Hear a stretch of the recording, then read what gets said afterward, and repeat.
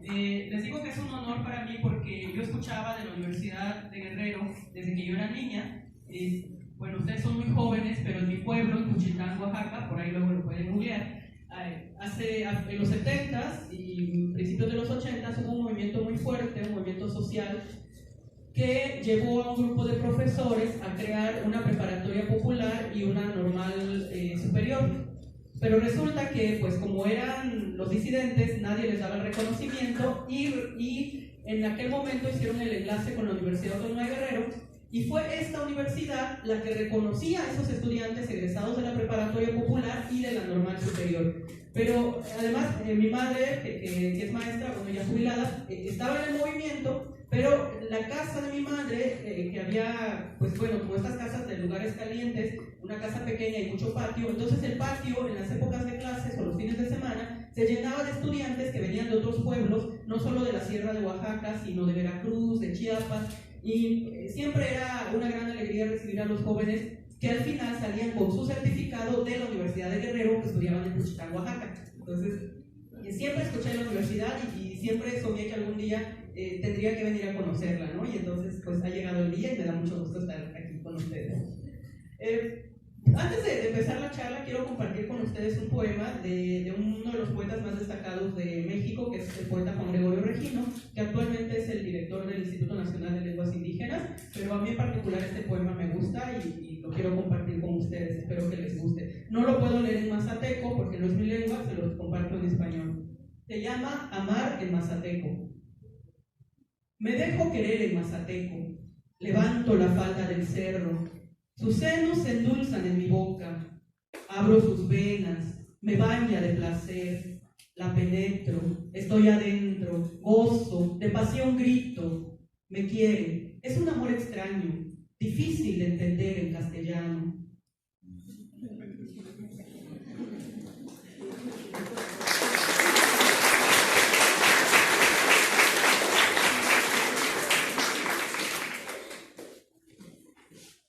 Bueno, y hablar de la lengua es hablar de una de las herramientas más poderosas que tenemos los pueblos originarios, porque recuerden que la lengua no es solo este medio por el que nos comunicamos, la lengua también es el contenedor de todos nuestros saberes, los saberes ancestrales que se han acumulado por siglos en el pensamiento y en la cosmovisión de nuestros pueblos. Entonces, esto lo vieron siempre desde la llegada de los españoles. Vieron lo peligroso que podía ser la lengua, vieron lo increíble que podría ser además al ser usada metafóricamente. ¿Por qué? Porque a través de la metáfora también se transmitían códigos secretos, a través de la metáfora se ocultaba mucha información que ellos no alcanzaban a comprender. Y para confirmar esto les voy a compartir un fragmento, fíjense, de un texto que escribió Fray Francisco de Burgoa. Es un texto que él escribe en 1674, fíjense la fecha, 1674, porque él llega al Valle de la Verde Antequera y encuentra a los indígenas hablando en su idioma, pero además hablando con la metáfora. Y él escribe sobre los indígenas zapotecos que encuentra en ese momento esto.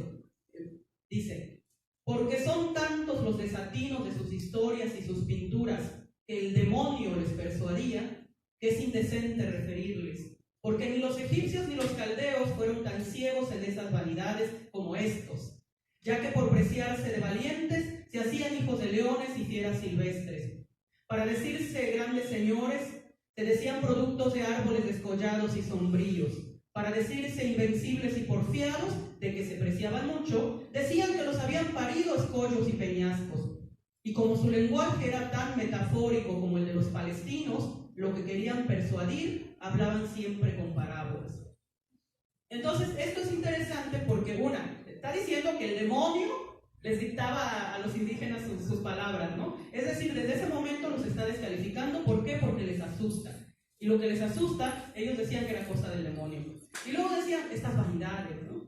¿Por qué? Porque, claro, él hablaba específicamente del caso de los Vinizá, pero estos en su lenguaje, en su historia, justamente para decir que eran valientes, y además lo tenemos en muchos pueblos, ¿no? De repente nos encontramos con algunas pinturas antiguas y vemos la figura del jaguar. ¿Por qué la figura del jaguar? Porque es una representación del valor de la gente de los pueblos indígenas, ¿no? ¿Por qué las piedras? Porque representan la firmeza de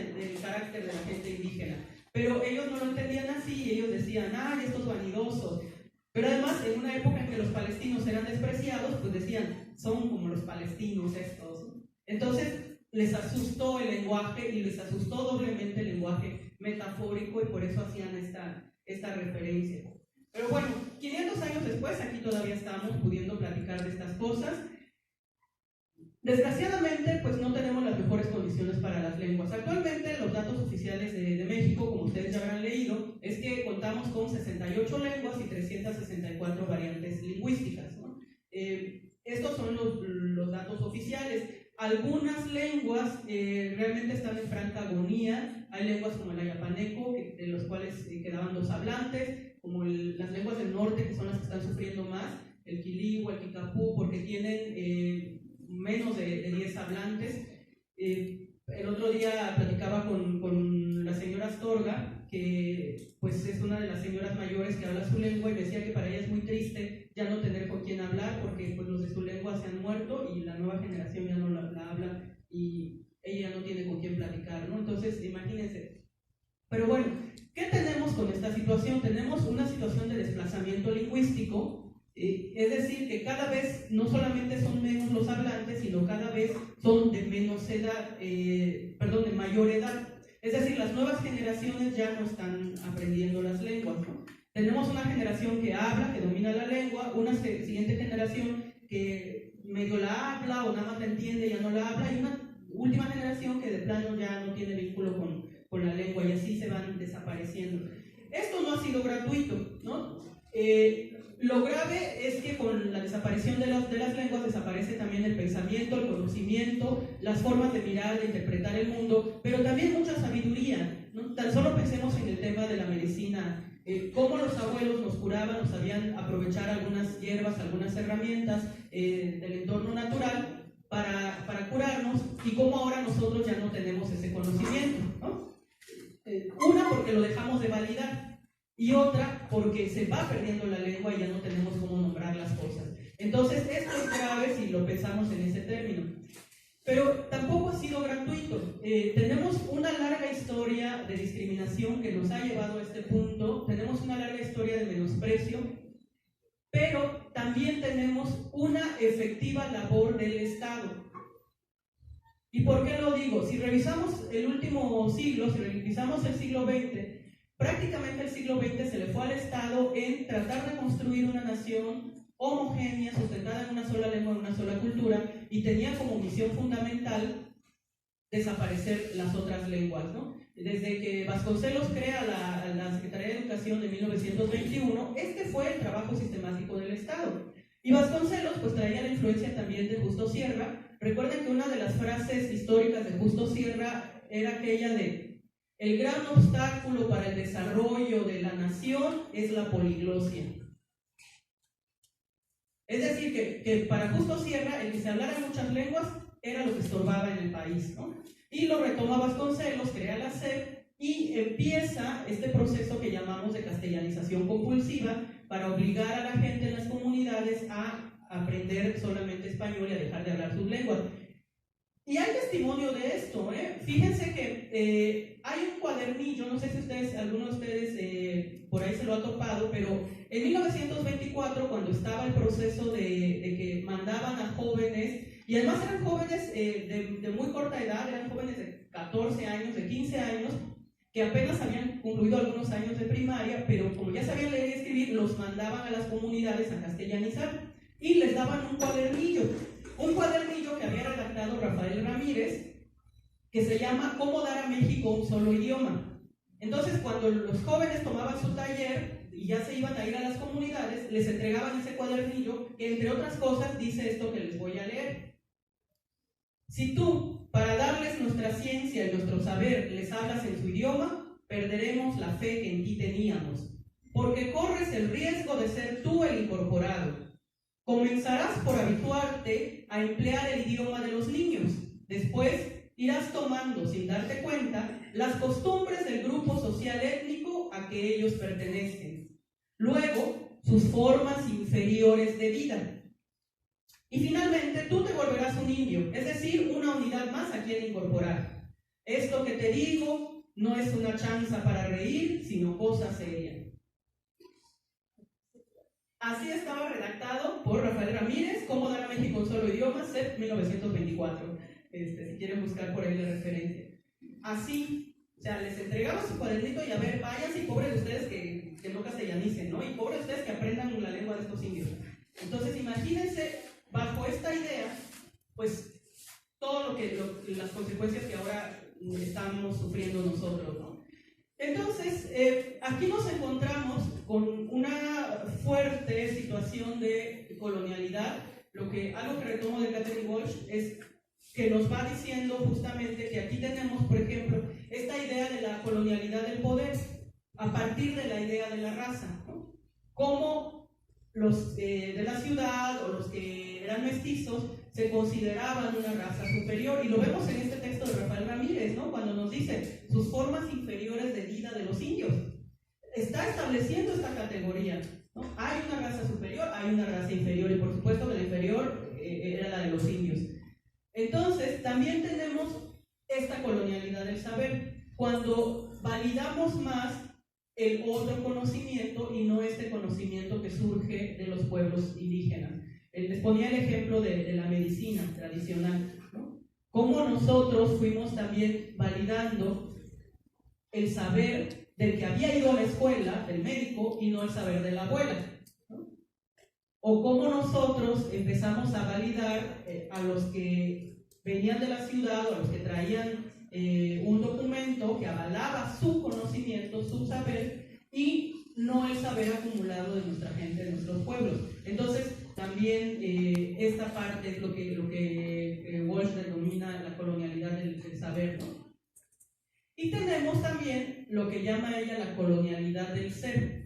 Cómo entendimos y separamos que había los estudiados y los civilizados, y del otro lado estábamos los indígenas bárbaros, ¿no? ¿Por qué? Porque no habíamos ido a la escuela, entonces no teníamos cultura, no teníamos educación y éramos unos bárbaros.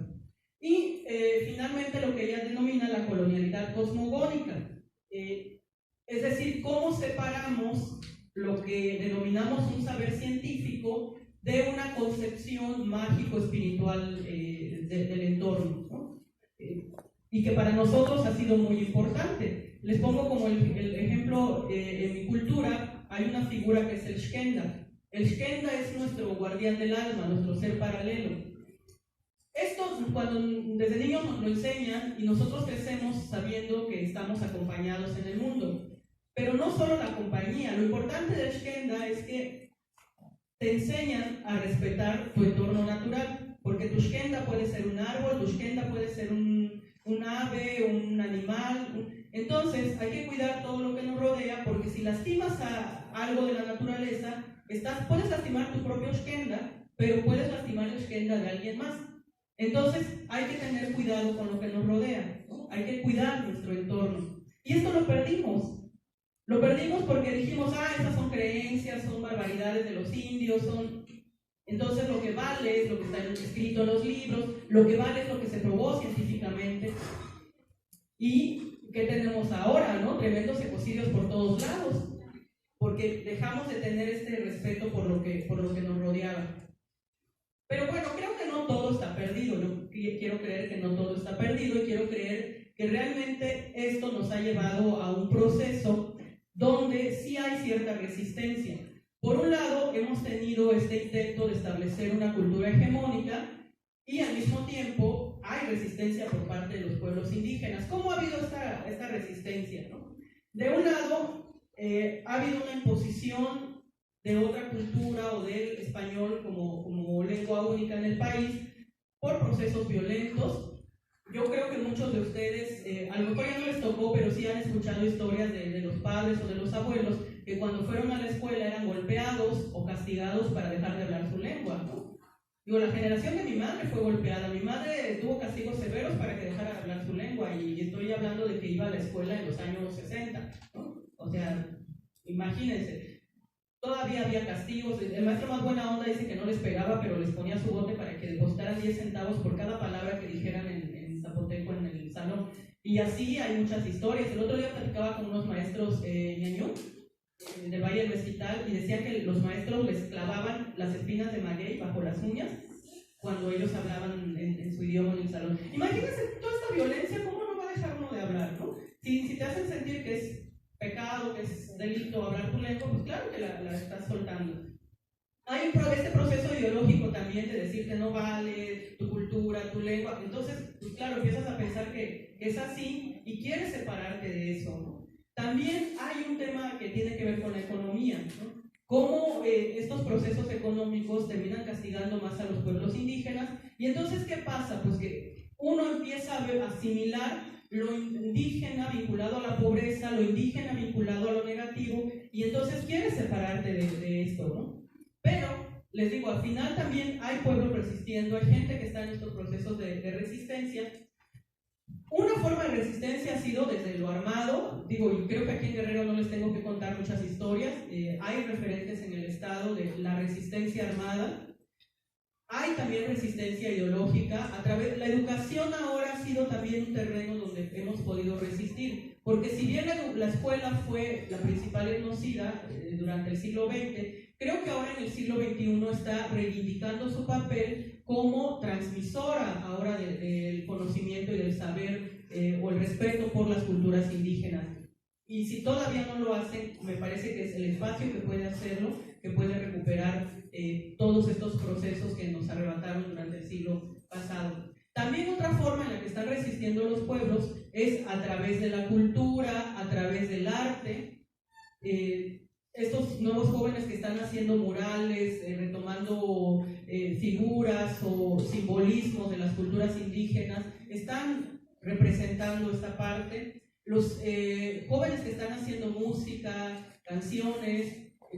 El otro día escuchaba un grupo aquí de Guerrero de jóvenes raperos que están cantando en náhuatl, haciendo rap en náhuatl, o haciendo rap en mepá.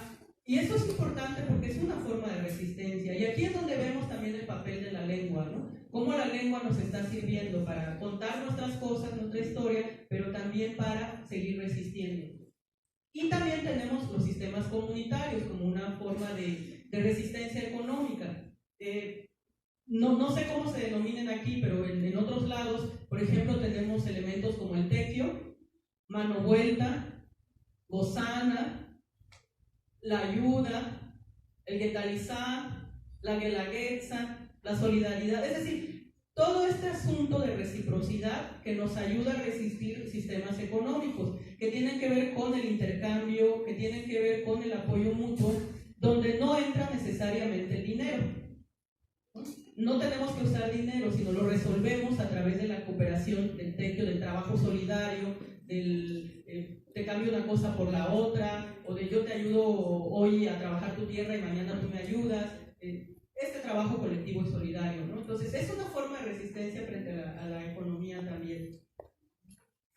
Y otro lado, por donde se ha buscado la resistencia ha sido a través de los fundamentos legales, a través del proceso legislativo, ¿no? Entonces tenemos algunos avances en cuanto a las leyes. Por ejemplo, tenemos ya el reconocimiento en la Constitución, en el artículo 2, tanto de la población indígena y recientemente este año de la población afromexicana. Entonces son pequeños avances que hay, pero creo que es importante mencionarlos porque justamente ha sido también una lucha de los pueblos. No son ocurrencias, ni son concesiones ni del Estado, ni la buena onda de los diputados, ¿no? Sino ha sido una lucha constante de los pueblos que ha llevado a que los legisladores retomen estas propuestas. Y en el terreno específico de la lengua, pues desde el 2003 tenemos la Ley General de Derechos Lingüísticos de los pueblos y comunidades indígenas de México.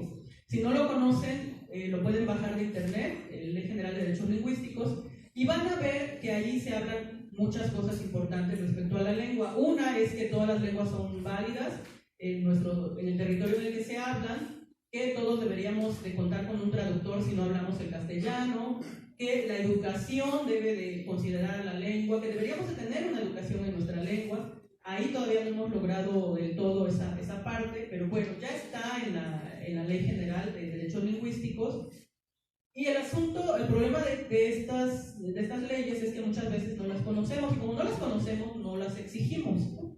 Entonces también es importante, y creo que ahí ustedes pueden apoyar mucho como estudiantes, en la difusión de estos derechos, ¿no? Si ustedes los van conociendo, si ustedes los pueden bajar y pueden volver a sus comunidades y contarle a la gente a qué tiene derecho, cuáles pueden ser los derechos que puede reclamar, creo que ese es un gran aporte de cada uno de ustedes a sus comunidades. Hago una pausita antes de entrar al otro punto con un poema de mi paisana Natalia Toledo que se llama Chile Chocolate. El chile chocolate en el istmo es un chilito chiquito pero bien picoso. Viñachulari. Si caruscialle ti va quella na cuciglia a Merusani, Zacaccaruscelenda, Gugilo Paciusco, Relu, ora su Gundani disce, Pisacchecciu, da dicigalu, Vignachulari spatulu, ne busulu, ciao, vilu, Pisiavi, Rubulu, Giasti, che da calaccilu. El totomostle abre luminoso, amarillo y verde. Tú descubres de par en par tus piernas cuando te sientas en la hamaca para que entre en tu jícara el chile chocolate de tu hombre y así batir el cacao que doraste sobre el comal de tu deseo.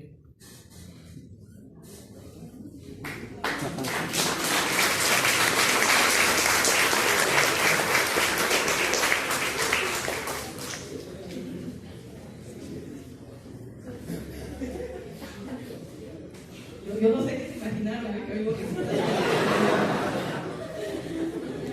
Tienes mucha imaginación, ¿verdad? Yo no sé a dónde ya voló esa cabeza.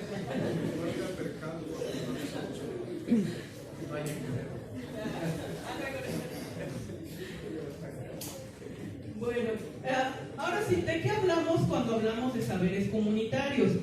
Les voy a compartir aquí un par de conceptos, aunque creo que todos ustedes tienen la idea, ¿no? ¿De qué hablamos cuando hablamos de saberes comunitarios? Pues hablamos de todo este bagaje de conocimientos que se han ido acumulando a lo largo de los años, de los siglos, en nuestros pueblos, en nuestras comunidades, y que su forma de transmisión es principalmente a través de la palabra y del hacer.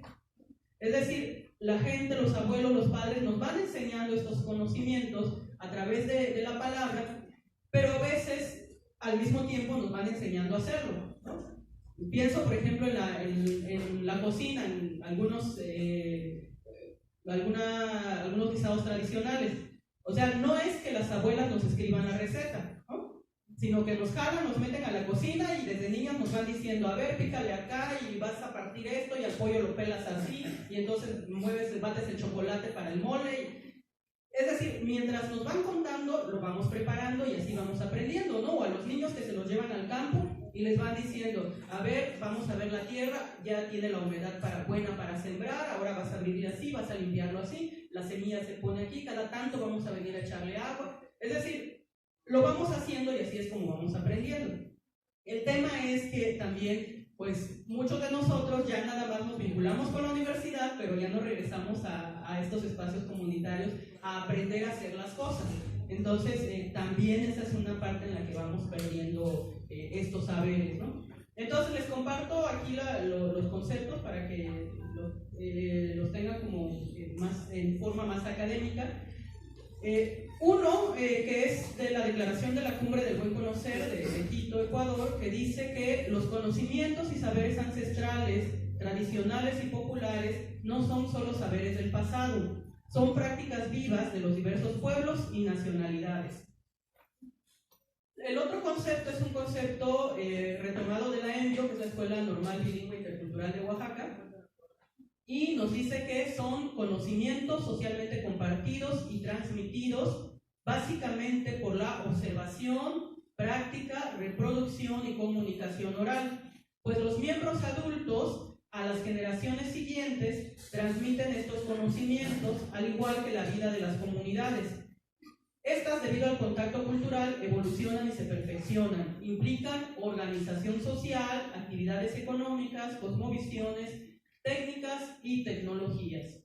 Porque es importante mencionar también que en nuestros pueblos hemos desarrollado diversas tecnologías que, claro, no están patentadas como tales y no son reconocidas como tales, sin embargo, no son funcionales para la vida práctica del lugar, ¿no? Pienso, por ejemplo, no sé, hay algunos reportajes que ustedes pueden buscar en YouTube, pero está el pueblo Icod, los guaves o mareños, en Oaxaca, que en el istmo ustedes han de saber que de octubre a febrero sopla el viento muy fuerte. Entonces es muy difícil ir a pescar porque es peligroso salir así. Los Icods que viven del mar no pueden sembrar porque esa tierra es muy salada y no se da nada, entonces su único sustento es el mar. Desarrollaron toda una tecnología para pescar con papalotes. Arman unos papalotes gigantes que con un juego de cuerdas atan a las barcas y así pueden lanzar estas barcas o canoas para lograr pescar. Entonces es una cosa que inventaron a partir de una necesidad de alimentarse, ¿no? Que es una necesidad básica. Y es toda una tecnología. Digo, no me pregunten cómo, yo más o menos lo he visto, pero no le sé bien a este juego de cuerdas y no se los podría describir, pero me parece que es una manera en la que ellos resolvieron su necesidad, y así muchos otros pueblos, ¿no? Que van resolviendo su necesidad a partir de su creatividad y van inventando cosas que si se hicieran estudios serían cosas válidas, súper válidas desde el punto de vista científico occidental, pero pues bueno, dejamos de validarlos por creer que lo hicieron los indígenas, que no fueron a la escuela, que no tienen estudios, entonces ¿cómo? Entonces hay que desprejuiciarnos también en ese sentido. Volviendo a la lengua, también es importante que ubiquemos que tanto la lengua como un saber tradicional y tanto la lengua como un patrimonio cultural sí están considerados dentro del ámbito del patrimonio cultural inmaterial.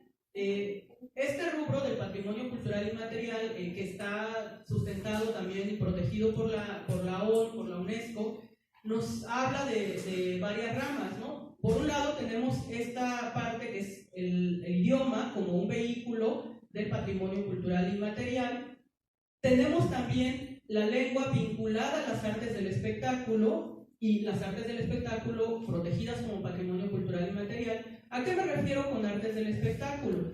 Tenemos que pensar en las representaciones de los pueblos como la danza, los performances, que claro, no son entendidos con esta palabra en nuestros pueblos, pero sí hay una representación, ¿no? Entonces, algunos rituales también, algunas ceremonias, donde está presente la palabra, y son cosas que no se pueden tocar, no se pueden guardar, porque están ocurriendo, son efímeras, pero son parte de la cultura y son elementos que se van transmitiendo de generación en generación.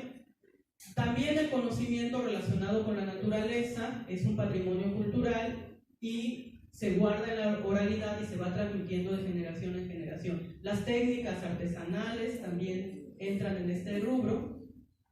¿Y dónde vemos la presencia más fuerte de la lengua recuperando estos saberes tradicionales? Seguramente muchos de ustedes son observadores, muy observadores de las cosas que ocurren en su entorno, y si son de alguna comunidad también lo habrán visto. Nos encontramos con la lengua en los rituales que tienen que ver con lo agrícola. No sé si alguno de ustedes está vinculado al campo o tiene familia de campesinos, pero en muchos espacios comunitarios, antes de sembrar hay procesos de ritualidad. Hay ceremonias de agradecimiento a la tierra o de petición para una buena cosecha, y en torno a esto hay toda una ritualidad y toda una representación. En mi pueblo, por ejemplo, me contaba mi abuelo que antes de sembrar ellos acostumbraban a compartir con la tierra una bebida, ¿no? Un poco de mezcal, un poco de pozol, que era el maíz, la masa de maíz disuelta en agua, y la ofrecían a la tierra.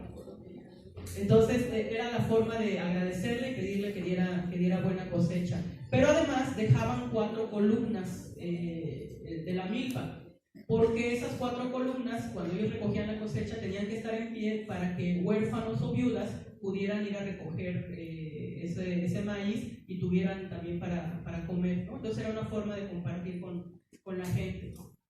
Otro espacio donde está presente la lengua como parte del saber son los rezos. Los rezos, ¿no? Aunque actualmente tenemos una religión ya muy sincrética, porque involucramos mucho de la tradición religiosa antigua o propia del lugar, de la cultura, y también vemos muchos elementos de lo católico.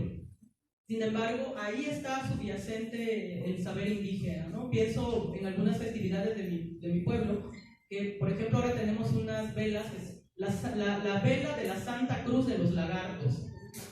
¿Por qué? Porque el lagarto era una deidad principal en la cultura zapoteca, ¿no? El lagarto es un fundamento de nuestra cultura, pero al llegar la religión católica, entonces hubo este conflicto. Y yo creo para evitarse pleitos dijeron, está bien, a ver, mientras siga mi lagarto, aceptó tu cruz, entonces ahora es la Santa Cruz de los Lagartos. Pero igual tenemos la Santa Cruz del Ciruelo, la Santa Cruz del Ciruelo, la Santa Cruz de los pescadores, es decir, elementos que eran propios de la cultura y que se negociaron con la religión católica. Entonces, sin embargo, prevalecen estos elementos de la religiosidad antigua. Entonces, los rezos también son esta combinación entre lo católico, lo antiguo, pero es muy interesante porque se va dando en la lengua. Los cantos, sean cantos que hemos heredado de la tradición oral o sean cantos nuevos que están creando los jóvenes, pero ahí tenemos la lengua presente y también tenemos una transmisión de una serie de conocimientos. En la narración de historias, pues ni se diga, ¿no? Yo creo que si ustedes se acercan a los padres, a los abuelos, van a escuchar una infinidad de historias que tienen que ver con la cultura, que tienen que ver con una visión del mundo, porque estas narraciones eso van guardando, la cosmovisión, el conocimiento del entorno natural. A través de estas historias nos van revelando muchas cosas. Los procesos de sanación. Yo creo que varios de ustedes conocen, ¿no? Que si van a la santiguada, a la limpia, a la rameada, ¿no? ¿No han ido por ahí?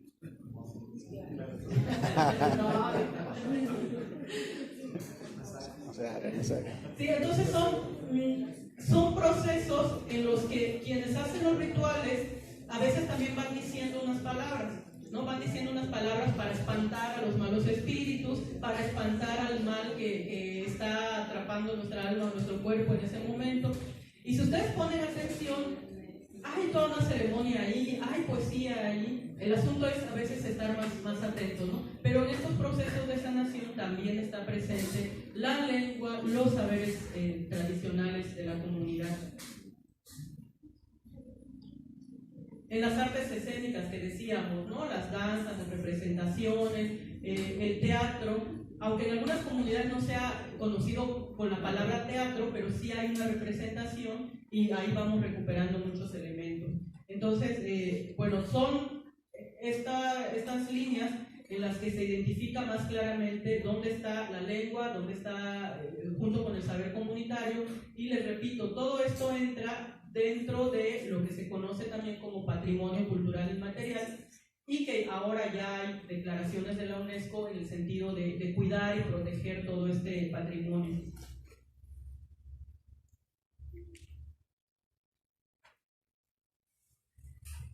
Una fase importante donde vemos con mayor presencia la lengua es justamente la literatura. Les he compartido un par de ejemplos, pero en México tenemos un movimiento literario muy importante de creación en las lenguas originarias. En Guerrero hay grandes ejemplos. Hace rato comentaba con la maestra de una autora náhuatl, Yolanda Matías, que escribe en su lengua en náhuatl. Hay uno de los poetas destacados también en náhuatl, es Martín Tonamello, que me dicen que es egresado de esta universidad.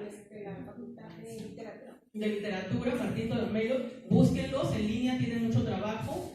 También está en la lengua mepa, está el compañero Uber Martínez Calleja, aunque firma como Uber Matigua, Uber Matigua o Maliná, ¿no? Cualquiera usa los dos. Ajá, Matigua. Sí, entonces él escribe, él trae una poesía muy fuerte hablando de los temas sociales de Guerrero. Entonces, si no lo conocen por ahí, síganlo. Vienen el 10. Nosotros vamos a tener un evento y vienen el 10 de octubre. Pues no dejen de escucharlos, ¿eh? La verdad, son de los poetas que valen la pena, de aquí de Guerrero, que están escribiendo en sus lenguas y que además están teniendo mucha trascendencia a nivel nacional e internacional. Han ganado premios internacionales. Martín tiene un programa de radio.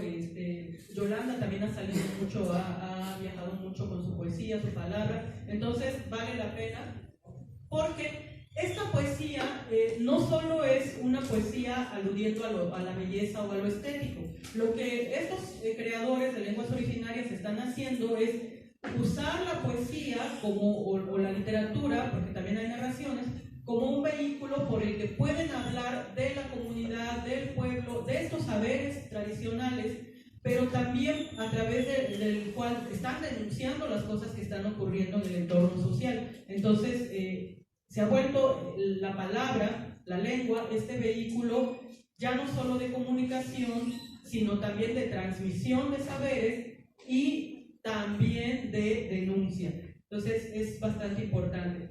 Les comparto una definición de literatura en lenguas indígenas, que es un concepto al que se llegó desde el IAC, Escritores en Lenguas Indígenas, Asociación Civil, que ha encabezado e impulsado de manera fuerte este movimiento. Y nos define la literatura en lenguas indígenas de la siguiente manera.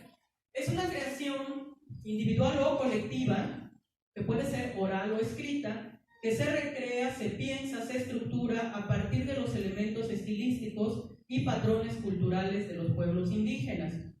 Refleja no solo el sentir y la sensibilidad de cada creador, sino que está impregnada del pensamiento filosófico de los pueblos, de la palabra de los ancianos, de los acontecimientos históricos y cotidianos, así como la concepción de belleza y armonía que cada cultura posee.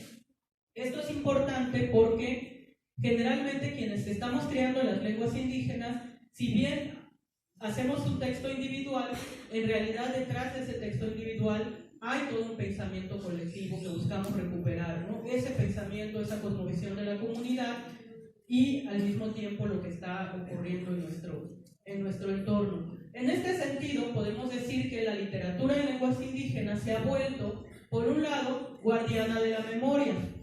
¿Por qué? Porque cuando escribimos recuperamos mucho de esa memoria de los abuelos, de la comunidad.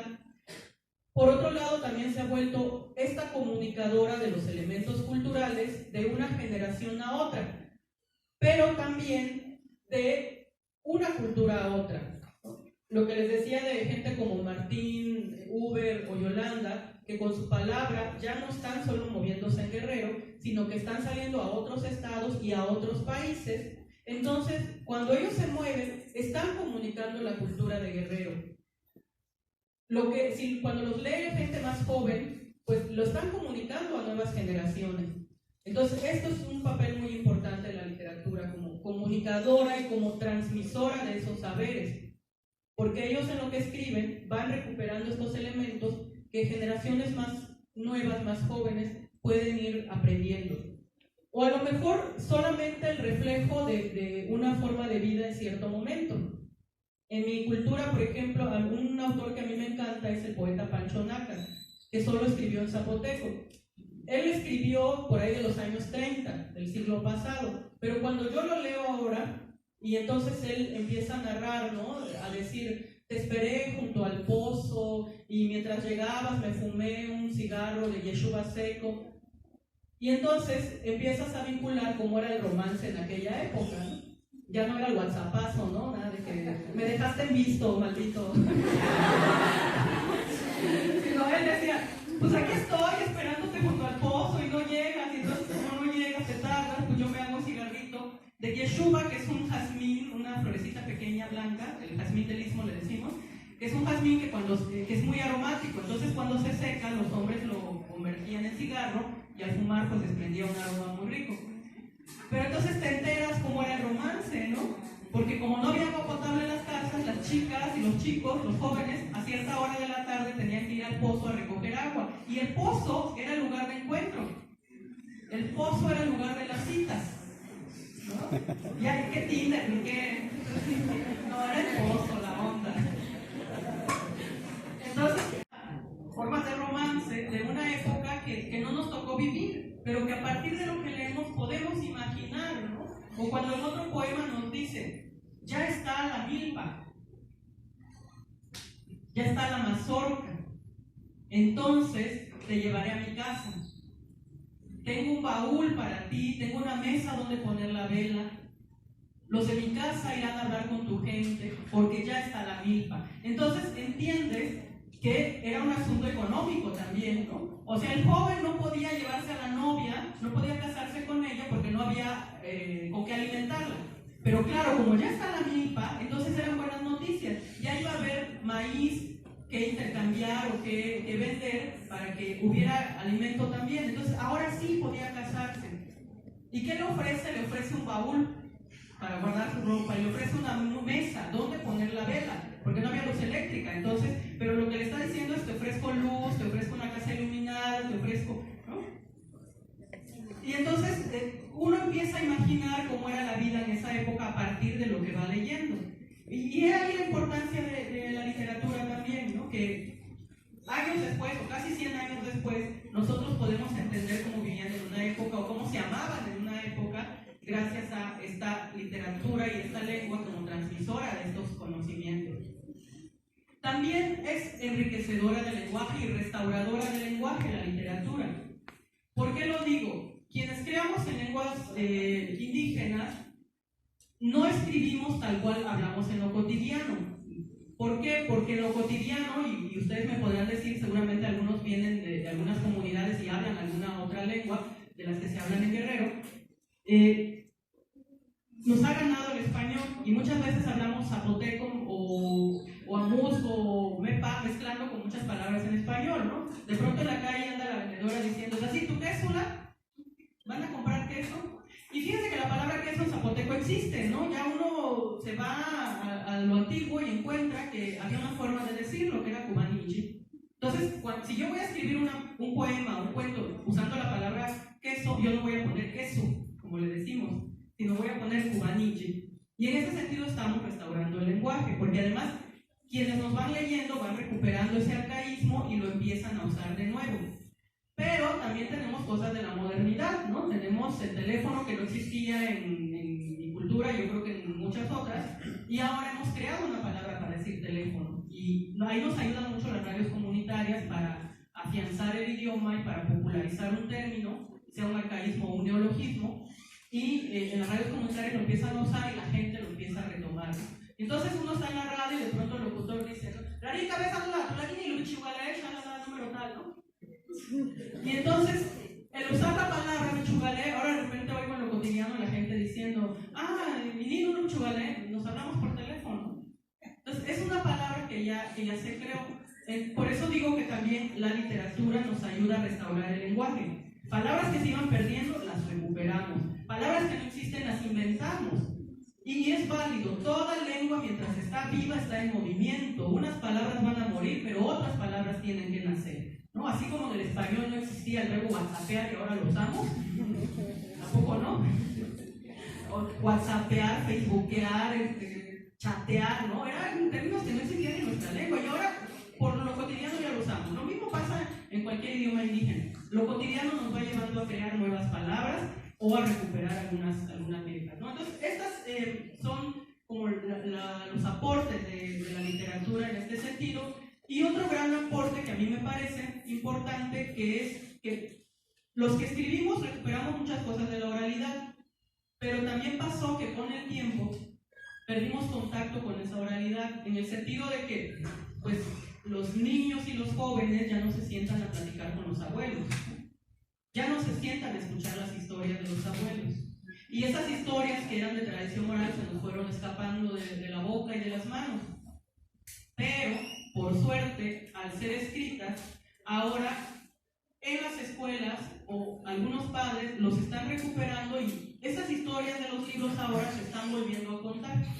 Entonces tuvimos, de la oralidad pasó a la escritura. La escritura resguardó un momento y ahora se está volviendo a la oralidad a partir de eso que se logró escribir, ¿no? Es decir, cuentos que se contaban en 1900, a lo mejor nosotros los podemos leer ahora, ya no los escuchamos en la boca de los abuelos, pero ahora los podemos leer. Y si yo lo leo y me gusta la historia, a lo mejor se la quiero contar a mi hijo, a mis sobrinos, a mis nietos. Entonces vamos haciendo este enlace. Es otro de los aportes importantes.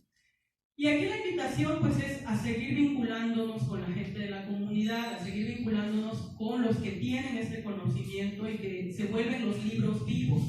Es decir, los abuelos, las abuelas, las autoridades de las comunidades que van resguardando estas historias, los maestros que también se vuelven autoridades de la lengua, sobre todo los maestros de educación indígena, los maestros que están preocupados por seguir trabajando con la lengua, porque están haciendo procesos de investigación no formales, no sistemáticos tal vez, pero lo están haciendo, están buscando cómo fortalecer la lengua, están buscando cómo desarrollar materiales didácticos para seguir trabajando, seguir recuperando y seguir enseñando a las nuevas generaciones. Entonces, en este sentido, los considero una autoridad de la lengua, así como a los ancianos, a las ancianas, a maestras y maestros que están haciendo este trabajo, a los creadores que también se vuelven autoridades de la lengua porque están haciendo un trabajo de recuperación, de restauración, de transmisión de la lengua y los saberes que contiene la lengua. Algunos creadores más, no solo los escritores, sino también los que son rezadores, los que son compositores de canciones, los que son artistas y que están recuperando estos saberes. Algo que está pasando y que nos ayuda a esta modernidad y que creo que tenemos que aprovechar la modernidad y las herramientas tecnológicas que nos da es justamente para la difusión. Nosotros decimos, bueno, existe el internet ahora, existe la computadora o salió la computadora, entonces la aprovechamos para escribir en nuestras lenguas. Existe el internet ahora, aprovechemos el internet y todo lo que nos trae, las redes sociales, el Google, el YouTube, todo lo que nos trae para difundir nuestra palabra, nuestra lengua, para los saberes, para vincularnos y hacer redes con otros hermanos que están en los procesos con nosotros. Esta parte es muy importante, ¿no? Es decir, no temerle a la modernidad y pensar que la modernidad va a terminar de destruir nuestra lengua y nuestras culturas, sino aquí el asunto es más bien cómo aprovechamos la modernidad en pro de nuestras lenguas y nuestras culturas, en pro de nuestro conocimiento, ¿no? Como pueblos indígenas. Entonces, ahora a mí me da mucho gusto ver que los jóvenes están haciendo videos, están haciendo material audiovisual que están subiendo a YouTube, que están subiendo a las redes, donde están difundiendo su cultura, difundiendo su lengua. Y cuando digo cultura hablo de muchas cosas, ¿no? Hay chicos que están subiendo cosas de cocina tradicional, cosas de textiles, de la lengua, canciones. Entonces, esto es muy importante y hay que seguirlo haciendo. En vez de rechazar y decir no porque destruye mi cultura, es cómo lo refuncionalizo. ¿Cómo puedo aprovechar todo esto para beneficio de mi propia cultura, de las culturas de otros hermanos y que nos pueda servir, ¿no? como sustento? Tenemos que seguir trabajando también. Por mi parte, considero que hay 5 espacios donde sí tenemos que seguirnos fortaleciendo como pueblos indígenas, seguir fortaleciendo la lengua y todos nuestros saberes ancestrales comunitarios. El primero definitivamente es la casa. Cómo desde la casa, si nosotros ya no hablamos la lengua, pero los padres, los abuelos sí, estamos a buen tiempo de recuperarla. Digo, si ya grandotes aprendemos lenguas como el inglés o el francés, ¿por qué no preocuparnos por aprender náhuatl, musgo, mepá, mixteco? ¿No? Entonces hay que hacer esta recuperación. Y si nosotros lo hablamos, preocuparnos también por transmitirlo a las nuevas generaciones. Entonces el hogar es un espacio fundamental para seguir sosteniendo la lengua y los conocimientos. La escuela, definitivamente, seguir pugnando porque haya educación en las lenguas indígenas. Es una de las apuestas que tiene que haber ahora, ¿no? Cómo en cada escuela puede haber una clase de las lenguas que se hablan en la región o de la lengua que se habla en la región. Este año se modificó el artículo 3 constitucional. Quedaron 2 palabras que dice que la educación en México será pluricultural. Y cuando dice pluricultural, intercultural y plurilingüe, estas 2 palabras tendríamos que aprovecharlos más, ¿no? Tendríamos que, si la Constitución ya lo dice, entonces ahora exigirle al Estado que cumpla esta ley. Porque, como les decía hace rato, ya hay muchas leyes, lo que pasa es que no las conocemos. Y en el caso de la educación ya está este artículo 3 diciendo que la educación educación en México debe ser intercultural y plurilingüe. Entonces ahora exijamos que el Estado dé cumplimiento a esto. ¿Cómo? Pues asignando profesores de las lenguas que haya en la región. ¿Cómo sí pueden tener como materia obligatoria el inglés, pero no pueden tener como materia las lenguas indígenas? Y no estamos diciendo que quiten el inglés, yo siempre digo esto, también nos sirve. Pero adicional a esto, ¿por qué no ponen una clase de lenguas indígenas, de la lengua que se habla en la región? Esta tiene que ser una insistencia de todos para que en algún momento nos hagan caso. El tercer espacio son los medios de comunicación. Hay que aprovechar los medios de comunicación, todos los espacios de comunicación, los públicos, las redes sociales, lo que tengamos a la mano para seguir difundiendo la importancia de la lengua, seguir difundiendo elementos donde está la lengua presente, viva, elementos de nuestra cultura. ¿Por qué? Porque es importante que otros nos conozcan. En la medida, miren, mucho del proceso de discriminación ya no se da ahora por maldad como en la época de Vasconcelos, ¿no? Mucho del proceso de discriminación ahora tiene que ver con la ignorancia. Nos discriminan porque no nos conocen, nos discriminan porque no saben que existen pueblos indígenas o culturas indígenas.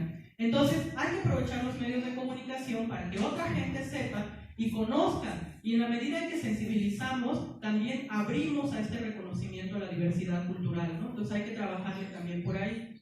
El cuarto espacio al que me refiero es el espacio legislativo.